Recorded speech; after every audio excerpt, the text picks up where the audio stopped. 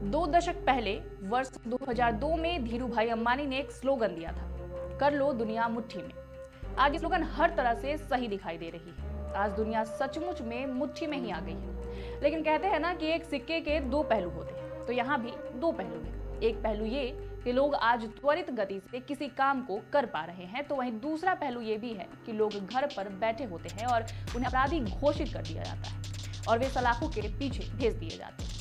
नमस्कार, आप देख रहे हैं समाचार प्लस झारखंड बिहार और मैं हूं आपके साथ निशा राय। आज हमारी ये रिपोर्ट है डिजिटल अरेस्ट यानी कि डिजिटल गिरफ्तारी पर। आप साइबर फ्रॉड के नाम से भली भांति वाकिफ होंगे, जिसमें आपको फोन कर लालच दिया जाता है और आप जैसे जैसे लालच में आते हैं एकाएक पता चलता है कि फोन करने वाले ने आपके बैंक खाते में डाका डाल दिया और सारे पैसे उड़ा ले गए। लेकिन जो हमने आज चर्चा की है डिजिटल गिरफ्तारी की, ये थोड़ी अलग है। इसमें आपको लालच नहीं दिया जाता है बल्कि सीधे धमकाया जाता है और अगर आप इस धमकी से डर जाते हैं मतलब आप पूरी तरह से डिजिटली गिरफ्तार हो जाते हैं और खेल यहीं से शुरू हो जाता है। चलिए आपको मैं उदाहरण देकर समझाती हूँ, शायद आप बेहतर समझेंगे। मान लिया कि मैं आपको वीडियो कॉल करती हूँ और इस वक्त मैं किसी पुलिस अधिकारी के लिबास में।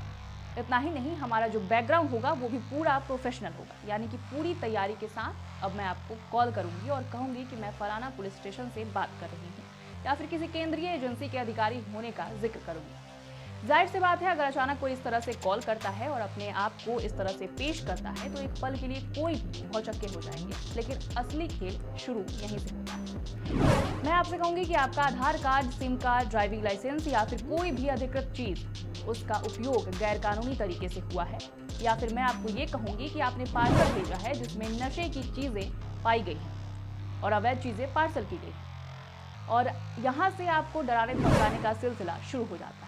अगर आप मेरी बातों को तवज्जो देते हैं तो आप डिजिटली पूरी तरीके से मेरी गिरफ्त में आ चुके हैं और अब यहाँ से शुरू होगी ब्लैकमेल।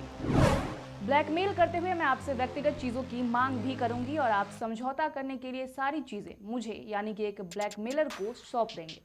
तो इसे ही डिजिटल गिरफ्तारी यानी कि डिजिटल अरेस्ट का नाम दिया गया है। अब बात करते हैं कि आप इस डिजिटल गिरफ्तारी से कैसे बचें। दरअसल ये भी कोई तोप चीज नहीं है, बस आपको सतर्क रहना है और सबसे पहली बात कि कोई भी केंद्रीय एजेंसी हो या फिर पुलिस हो, इस तरह आपको बेफिजूल कॉल या वीडियो कॉल नहीं करती और अगर कॉल आती भी है तो इस तरह डराने धमकाने का काम नहीं होता।